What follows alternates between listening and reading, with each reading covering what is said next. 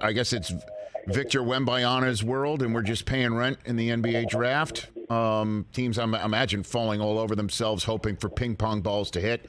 That's next on your radar screen is the NBA draft. Who did we see in the last 2-3 weeks you think helped themselves for that from the tournament? Jay. I'm sure Jordan Hawkins helped himself.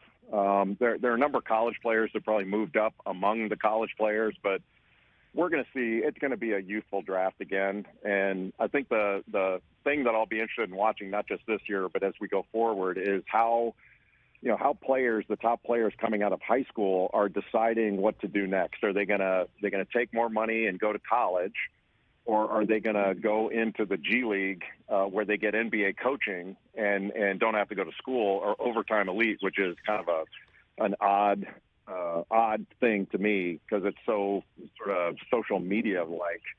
But to me, it'll be really interesting to see. But Victor Wembanyama, if LeBron James were 18 years old right now and the same player that came out of St. Vincent St. Mary's in 2003, I actually think it'd be a tough decision what you should do. That's how transformational this guy's going to be. He's a 7'4" guard.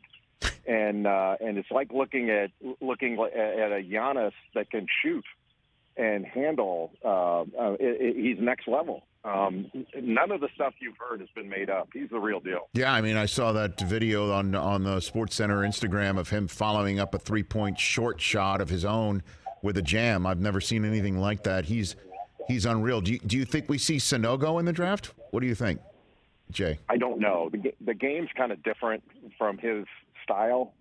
He can certainly and will play in the NBA, but he's going to have to continue to improve his perimeter shot to where he can stretch the floor a little bit. And I think in pick and roll situations defensively, he can be at risk. So he's going to have to improve there. But he's probably a late first into the second round pick, and it may be worth his while to come back, and maybe more money if he comes back. Yeah. And that's going to be the hard part for some of these guys is the financial component versus, they're getting older every year. And, do you want to go into the league when you're 22 or 23 when the league doesn't value you the same way as they do an 18-year-old? That's sort of a hard decision. Catch the Rich Eisen Show every single day on the Roku channel, 12 to 3 Eastern for free.